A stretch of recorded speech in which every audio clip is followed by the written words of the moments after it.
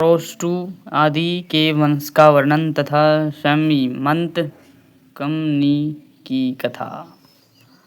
लोमहर्षण जी कहते हैं, अरोस्टू के गांधारी और माद्री दो पत्नियां थीं। गांधारी ने महाबली अनमित्र को जन्म दिया तथा माद्री के युधाजित एवं देवमीढुस ये दो पुत्र हुए। इन तीनों का वंश पृथक पृथक चला, जो वृष्णि कुल की वृद्धि करने वाला था। माद्री के दो पुत्र और सुने जाते हैं, वृष्णि तथा अंधक। वृष्णि के भी दो पुत्र थे, दो पुत्र से स्वफल्क और चित्रक। स्वफल्क के बड़े धर्मात्मा थे। वे जहाँ रहते वहाँ रोग का भय नहीं होता तथा वहाँ अवृष्टि कभी नहीं होती थी। एक बार काशी नरेश के राज्य में पूरे 3 वर्षों तक इंद्र ने वर्षा नहीं की। तब उन्होंने स्वफल्क को बुलवाया और उनका बड़ा आदर सत्कार किया। स्वफल्क के वहाँ पहुँचते ही इंद्र ने वृष्टि आरंभ कर दी। काशी राज के एक कन्या थी जिसका नाम गांधिनी रखा गया था। वह प्रतिदिन ब्राह्मण को एक गौ दान किया करती थी, इसलिए उसका ऐसा नाम पड़ा था। वह स्वफल्क को पत्नी रूप में प्राप्त हुई और उसके गर्भ से अक्रूर का जन्म हुआ, जो दानी यज्ञ करता, वीर शास्त्रज्ञ, अतिथि प्रेमी तथा अधिक दक्षिणा देने वाले थे। इनके अतिरिक्त उपमद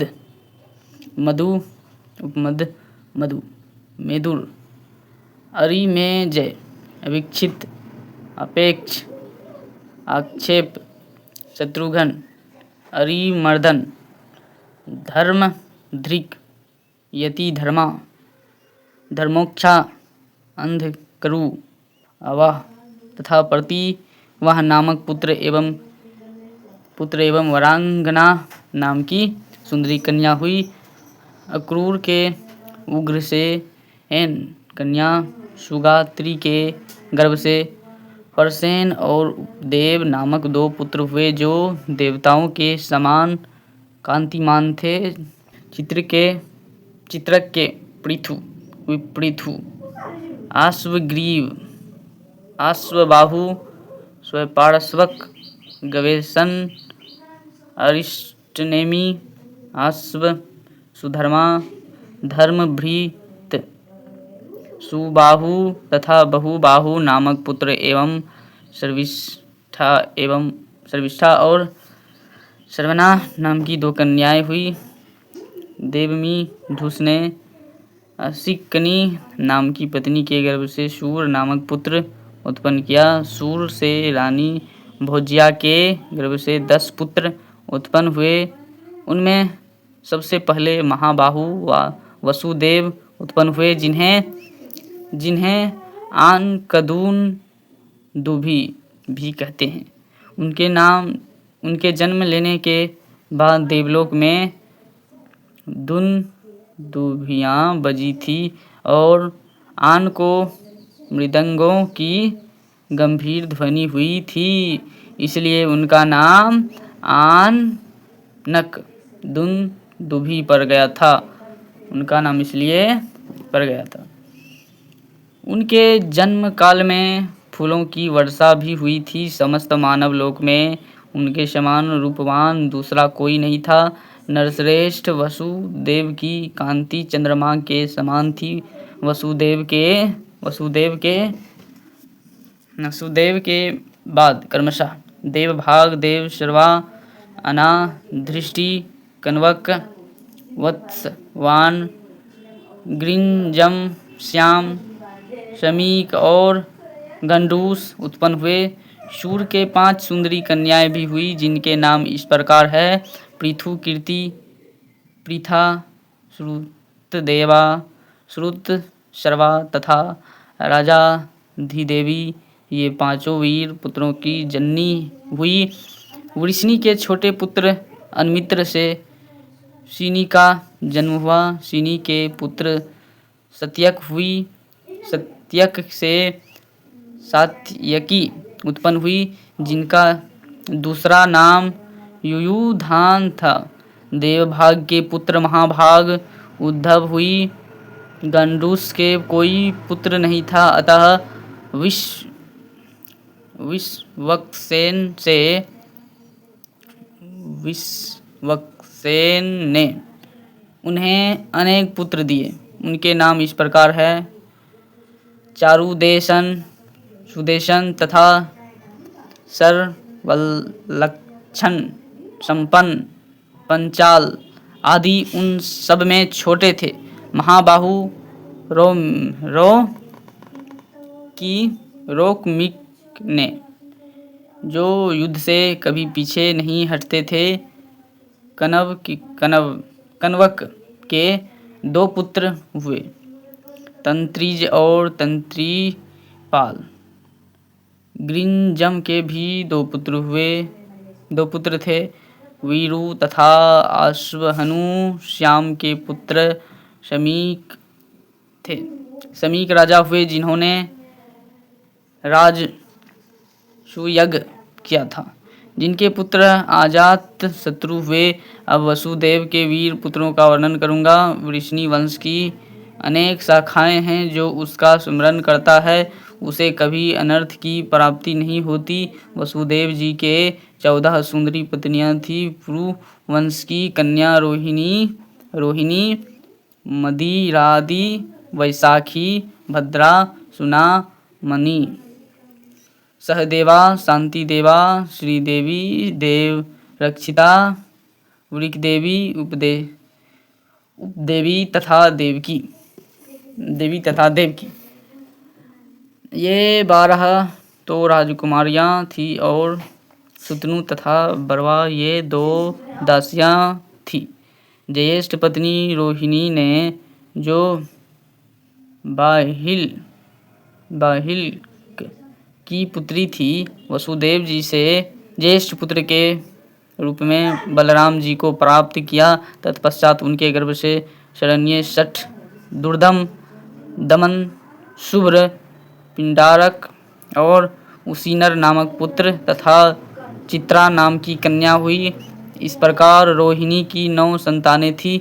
चित्रा ही आगे चलकर सुभद्रा के नाम से विख्यात हुई। वसुदेव के देवकी के गर्भ से महायशस्वी भगवान श्री कृष्ण अवतीर्ण हुई। बलराम के रेवती के गर्भ से निषठ उत्पन्न हुए, जो माता पिता के बड़े लाडले थे। सुभद्रा के अर्जुन के संबंध से महारथी अभिमन्यु उत्पन्न हुआ। वसुदेव जी की परम सौभाग्यशालिनी 7 पत्नियां से जो पुत्र उत्पन्न हुई, उनके नाम बतलाता हूँ, सुनो। शांति देवा के भोज और विजय, सुनामा के वृकदेव और गद तथा त्रिगर्त राजकन्या वृकदेवी के महात्मा अगवह नामक पुत्र हुए। क्रोष्टु के एक और पुत्र महायशस्वी वृजनीवान हुई। उनके पुत्र स्वाही थे। स्वाही के पुत्र राजा उसदु हुए, जिन्होंने प्रचुर दक्षिणा वाले अनेक महायज्ञों का अनुष्ठान किया था। उसदु के पुत्र चित्ररथ हुए। चित्ररथ के ससबिंदु के पृथु सर्वा के अंतर के सुयग तथा सुयग के उसत हुए। उसत का अपने धर्म के प्रति बड़ा आदर था। उसत के पुत्र सिनेयु के मरुत के कंबल बरहिस के रुक्म कवच के परजित तथा परजित के 5 पुत्र हुए। रुक्मेशु पृथु रुक्म, जयामघ, पालित तथा हरि। पालित और हरि को पिता ने विदेह प्रांत की रक्षा में नियुक्त कर दिया। रुकमेशु पृथु रुक्म की सहायता से राजा हुए इन दोनों भाइयों ने राजा जयमग को घर से निकाल दिया। रुकमेशु पृथु रुक्म की सहायता से राजा हुए इन दोनों भाइयों ने राजा जयमग को घर से निकाल दिया। तब वे वन में आश्रम बनाकर रहने लगे। उस समय शांति परायण राजा को ब्राह्मणों ने बहुत कुछ समझाया। तब वे धनुष लेकर रथ पर आरूढ़ हो दूसरे देश में गए। अकेले ही नर्मदा के तट पर जाकर उन्होंने मेकला, मृत्तिकावती तथा ऋक्षवान पर्वत को जीतकर सुक्तिमती नगरी में निवास किया। जयमग की पत्नी सैबिया थी, जो पतिव्रता होने के साथ ही बड़ी प्रबल थी। यद्यपि राजा को कोई पुत्र नहीं था, तथापि उन्होंने पत्नी के भय से दूसरी स्त्री से विवाह नहीं किया। एक बार किसी युद्ध में विजयी होने पर उन्हें एक कन्या मिली। उसे रथ पर बैठी देख स्त्री ने पूछा, यह कौन है? तब वे डरकर बोले, यह तुम्हारी पुत्र वधू है। यह सुनकर रानी बोली, मेरे तो कोई पुत्र नहीं है। फिर यह किसकी पत्नी होने से पुत्र वधू हुई? यह सुनकर जयमग ने कहा, तुम्हें जो पुत्र उत्पन्न होगा उसके लिए यह पत्नी प्रस्तुत की गई है। तत्पश्चात रानी सैबिया ने कठोर तपस्या करके एक विदर्भ नामक पुत्र उत्पन्न किया। उसका विवाह उक्त राजकन्या से हुआ। उसके गर्भ से करथ और कौशिक नामक पुत्र उत्पन्न हुए।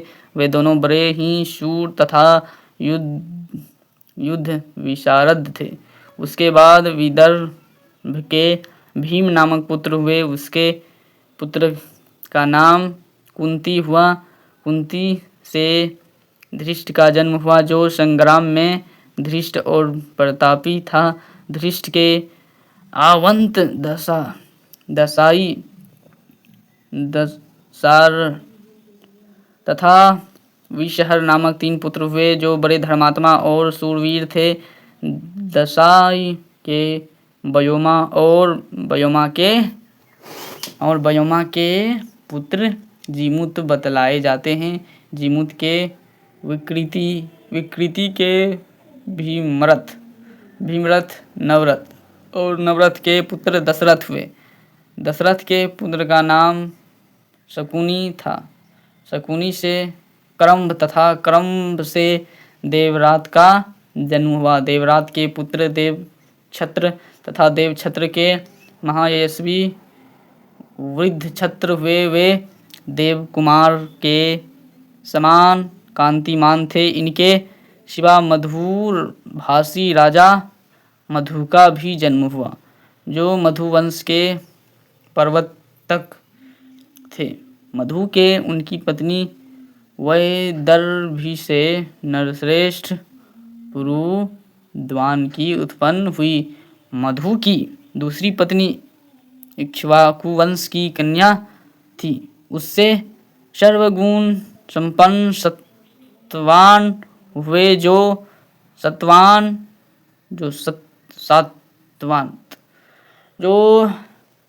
सात्वत कुल की कीर्ति को बढ़ाने वाले थे। सत्वान से सत्गुण संपन्ना कौशल्या ने भजमान, देवावृध, अंधक तथा वृष्णि नामक पुत्र उत्पन्न किए। इनके 4 कुल यहाँ विस्तार पूर्वक बतलाए गए हैं। भजमान के 2 स्त्रियां थी। एक का नाम था भमांग सृंजयी और दूसरी का उपमाक सृंजयी। उन दोनों के गर्भ से बहुत से पुत्र हुए। कृमि, कर्मन, धृष्ट, शूर तथा पुरंजय ये भजमान के भामाक सृंजयी से उत्पन्न हुई पुत्र थे आयुताजित, सहस्त्रजित, शताजित और दासक। ये भजमान द्वारा उप ब्रह्माक सृंजयी के गर्भ से उत्पन्न हुई पुत्र थे। राजा देवावृद्ध यज्ञपरायण रहते थे। उन्होंने सर्वगुण संपन्न पुत्र होने के उद्देश्य से भारी तपस्या की। तपस्या में संलग्न होकर वे परनासा के जल का आचमन करते थे। सदा ऐसे ही करके कारण उस नदी ने उनका प्रिय करना चाहा। कल्याणमय नरेश, देवावृद्ध के अभीष्ट की सिद्धि कैसे हो, इस चिंता में देर तक पड़ी रहने पर भी परनासा सहसा किसी निश्चय पर ना पहुंच सकी। उसे ऐसी कोई स्त्री नहीं मिली जिसके गर्भ से वैसा सुयोग्य पुत्र उत्पन्न हो सके। तब उसने यह निश्चय किया कि मैं स्वयं ही चलकर इनकी सहधर्मिणी बनूंगी। यह विचार कर परनासा ने एक परम सुंदरी कुमारी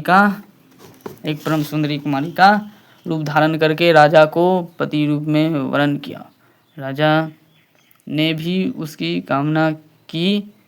तदनंतर उन उदार बुद्धि नरेश ने उसमें एक तेजस्वी गर्भ की स्थापना की। तत्पश्चात 10वें महीने में परनासा ने देवावृद्ध के सर्वगुण संपन्न पुत्र बभ्रु को जन्म दिया। इस वंश को विषय में पुराणों के ज्ञाता देवावृद्ध के गुणों का बखान करते हुए निम्नांकित प्रसिद्ध गाथा का गान करते हैं। हम जैसे आगे देखते हैं वैसे ही दूर और निकट भी देखते हैं। हमारी दृष्टि में बभ्रू सब मनुष्यों में श्रेष्ठ है और देवावृद्ध तो देवताओं के तुल्य हैं। बभ्रू और देवावृद्ध के संपर्क में आकर 1074 मनुष्य अमृत को प्राप्त हो चुके हैं। बभ्रू का वंश बहुत बड़ा था। उसमें सब यज्ञ परायण, महादानी, बुद्धिमान, ब्रह्मा भक्त तथा सुदृढ़ आयुध धारण करने वाले थे। मृत्तिकावती पुरी में भोजवंश के क्षत्रिय रहते थे। अंधक से काश्य की कन्या ने 4 पुत्र प्राप्त किए, कुकुर, भजमान, शशक और बलबरहिस। कुकुर के पुत्र वृष्टि के कपोत रोमा के तित्तिरी, उसके पुनर्वसु के अभिजित तथा अभिजित के आहुक एवं श्राहुक नाम 2 जुड़वा पुत्र हुए। इनके विषय में ऐसी कथा प्रसिद्ध है। आहुक किशोरावस्था के समान आकृति वाले थे। वे 80 कवच धारण किए हुए अपने श्वेतवर्ण वाले परिवार के साथ पहले यात्रा करते थे। जो भोजवंशी आहुक के दोनों ओर चलते थे उनमें से कोई ऐसा नहीं था जो पुत्रवान ना हो। 100 से कम दान करता हो, 1000 या 100 से कम आयु वाला हो, अशुद्ध कर्म करता हो अथवा यज्ञ ना करता हो। भोजवंशी आहुक की पूर्व दिशा में 21,000 हाथी चलते थे जिन पर सोने चांदी के हौदे कसे होते थे। उत्तर दिशा में भी उनकी उतनी ही संख्या होती थी। भोजवंशी प्रत्येक भूपाल की अंधक वंशियों ने अपनी बहन अहुकी का विवाह अवंती नरेश से किया था।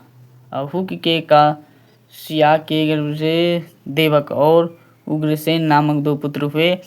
देवक के 4 पुत्र थे, देवान, उपदेव, संदेव तथा देवरक्षक।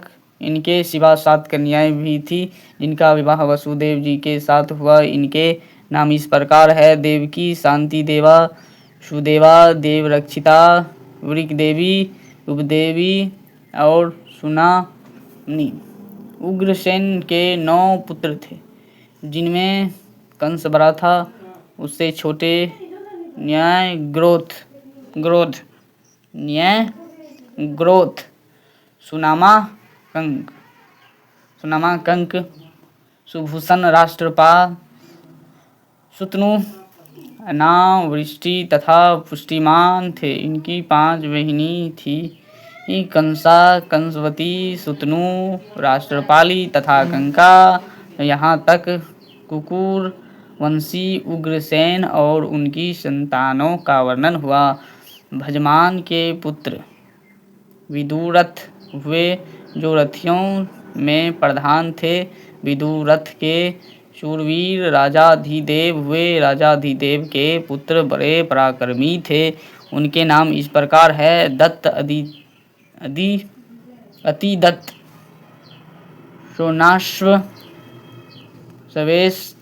सवेत वाहन, शमी, दंड शर्मा, दंत शत्रु तथा शत्रुजित। इन सबकी 2 बहिनें थी जो श्रवणा और शर्विष्ठा के नाम से विख्यात हुई।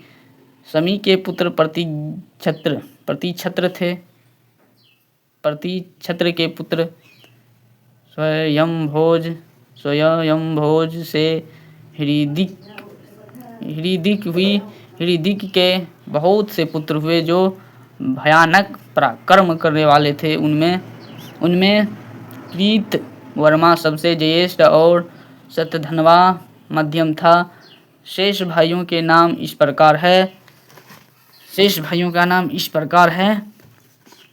प्रकार: देवांत, नरांत, भिषग, वैतरन, सुदांत, अतिदांत, निकास्य और कमदांभक।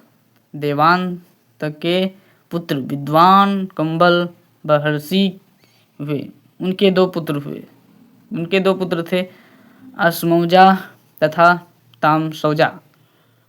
अश्मौजा के कोई पुत्र नहीं हुआ, अतः उन्हें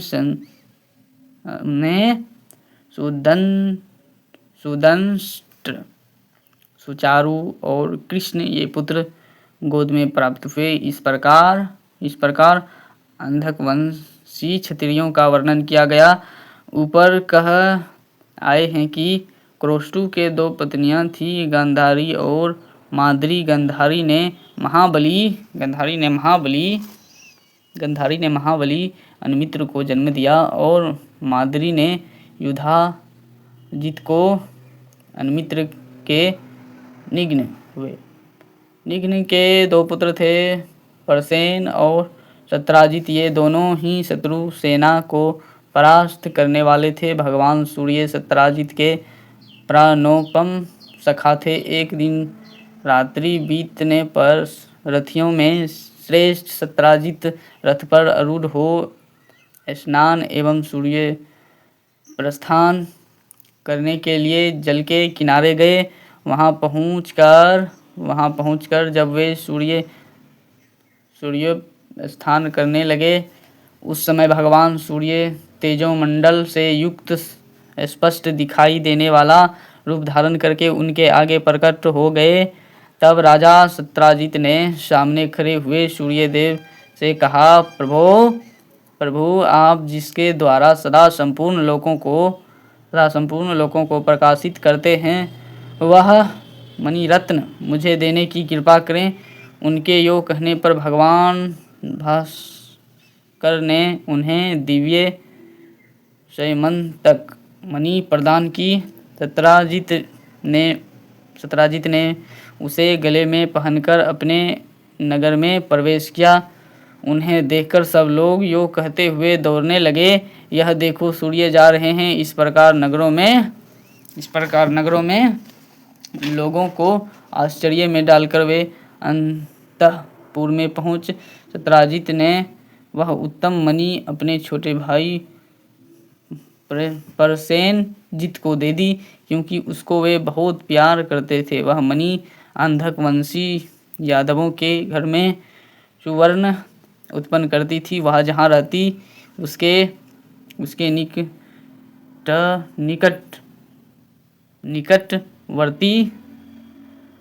निकटवर्ती जनपदों में मेघ समय पर वर्षा करता तथा किसी को रोग का भय नहीं रहता था। एक बार भगवान श्री कृष्ण ने प्रसेन के सम्मुख वह सममंतक नामक मणिरत्न लेने की इच्छा प्रकट की, किंतु उसे वे नहीं पा सके।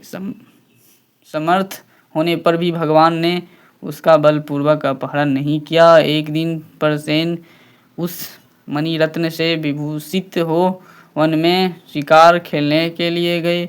वहाँ सैमंतक के लिए ही एक सिंह के हाथ से मारे गए। सिंह उस मणि को मुख में दबाए भागा जा रहा था। इतने में ही महाबली ऋक्षराज जाम्बवान उधर आ निकले। वे सिंह को मारकर मणिरत्न ले अपनी गुफा में चले गए। इधर वृष्णि और अंधक वंश के लोग यह संदेह करने लगे कि हो ना हो श्री कृष्ण ने ही मणि के लिए प्रसेन का वध किया है, क्योंकि उन्होंने एक बार वह मणि प्रसेन से मांगी थी। भगवान कृष्ण ने यह कार्य नहीं किया था तो भी उन पर संदेह किया गया।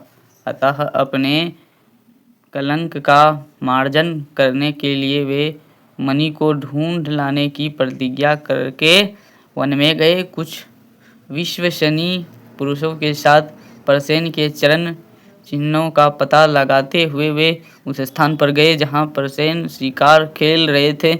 गिरिवर ऋक्षवान तथा उत्तम पर्वत विंध्य पर उनका अन्वेषण करते हुए वे लोग थक गए। अंत में श्री कृष्ण ने एक स्थान पर घोड़े सहित मरे हुए प्रसेन की लाश देखी, किंतु वहाँ मणि नहीं मिली। तदनंतर थोड़ी ही दूर पर ऋक्ष के द्वारा मारे गए सिंह का शरीर दिखाई पड़ा। ऋक्ष अपने चरण चिन्ह से पहचाना गया। उन्हीं चिन्हों के द्वारा भगवान श्री कृष्ण जाम्बवान की गुफा के द्वार पर पहुँचे। वहाँ उन्हें बिल के भीतर से किसी धै की कही हुई यह वाणी सुनाई दी, मेरे सुकुमार बच्चे तुम मत रो। सिंह ने प्रसेन को मारा और सिंह जाम्बवान के हाथ से मारा गया। अब यह समयंतक मणि तेरी ही है। यह आवाज़ सुनकर भगवान श्री कृष्ण ने उस गुफा के द्वार पर बलराम जी के साथ अन्य यादवों को बिठा दिया और स्वयं उन्होंने गुफा के भीतर प्रवेश किया। बिल के भीतर जाम्बवान दिखाई दिए। भगवान वासुदेव ने लगातार 21 दिनों तक उनके साथ बाहु युद्ध किया। इसी बीच में बलदेव आदि यादव द्वारका लौट गए और सबको श्री कृष्ण के मारे जाने की सूचना दे दी। इधर भगवान वासुदेव ने महाबली जाम्बवान को परास्त करके उनकी कन्या जाम्बवती को उन्हीं के अनुरोध से ग्रहण किया। साथ ही अपनी सफाई देने के लिए वह समंतक मणि भी ले ली। तत्पश्चात ऋक्षराज की अभ्यर्थना करके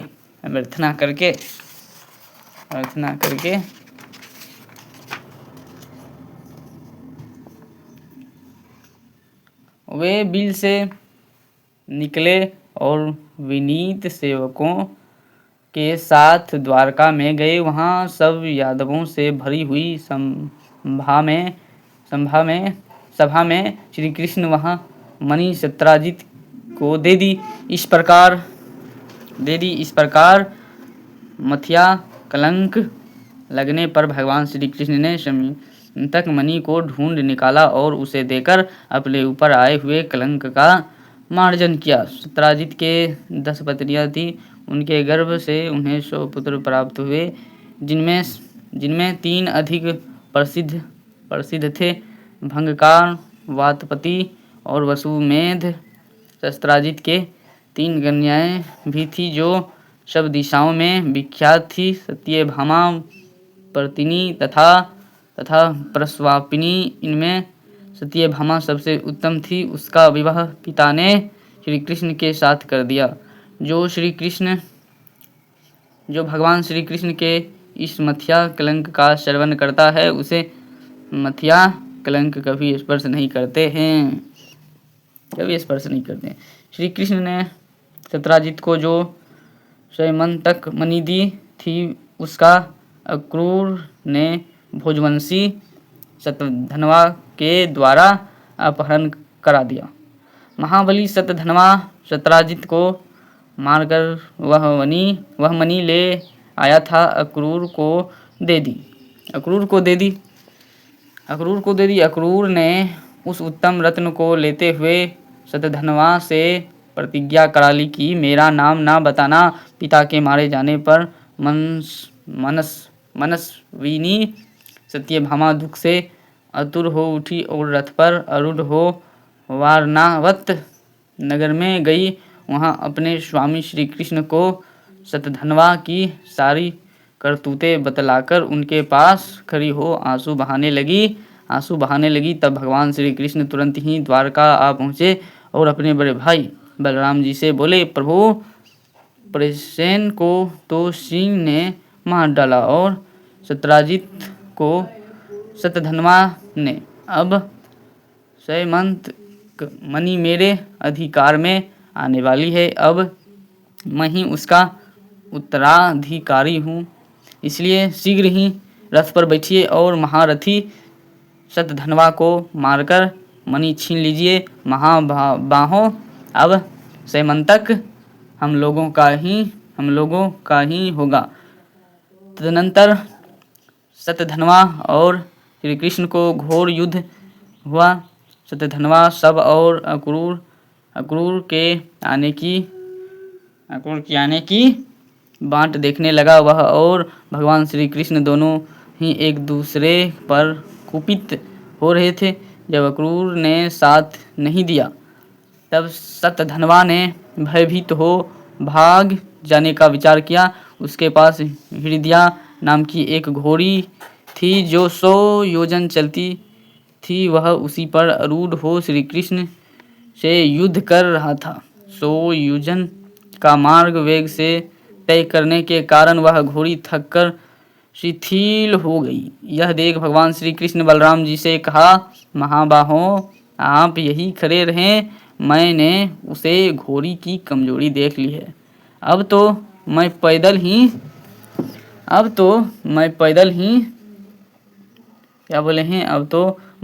ही जाकर मणिरत्न स्वयंतक को छीन लाऊंगा।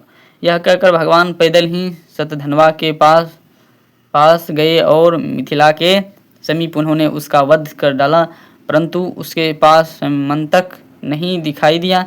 महाबली शतधन्वा को मारकर जब श्री कृष्ण लौटे तब बलराम जी ने कहा, मणि मुझे दे दो। भगवान श्री कृष्ण ने उत्तर दिया, मणि नहीं मिली। कुछ दिन के बाद नरश्रेष्ठ अक्रूर अंधक वंशी वीरों के साथ द्वारका में लौट आए। भगवान श्री कृष्ण ने योग के द्वारा यह जान लिया कि मणि वास्तव में अक्रूर के ही पास है। तब उन्होंने सभा में बैठकर अक्रूर से कहा, आर्य मणिश्रेष्ठ, स्वयंतक आपके हाथ लग गया है, उसे मुझे दे दीजिए। उसकी प्रतीक्षा में बहुत समय व्यतीत हो चुका है। संपूर्ण यादवों की सभा में श्री कृष्ण योग कहने पर महामती अक्रूर जी ने बिना किसी कष्ट के वह मणि दे दी। सरलता से उसकी प्राप्ति हो जाने पर भगवान श्री कृष्ण बहुत प्रसन्न हुए और उन्होंने वह मणि फिर अक्रूर को ही लौटा दी। भगवान श्री कृष्ण के हाथ से प्राप्त हुए मणिरत्न स्वयंतक को गले में पहनकर अक्रूर सूर्य की भांति प्रकाशित होने लगे। जय श्री हरि, जय श्री कृष्ण। अब सबसे मिलते हैं अगले कथा में। इस पाठ में बहुत गलती हो चुका है, कृपया करके माफ़ी चाहता हूँ। अगले बार आप सबके बीच ये पाठ लेकर आने वाला हूँ। ये पाठ लेकर आने वाला हूँ। कृपया करके चैनल से नहीं जुड़े हैं तो जुड़ जाइए।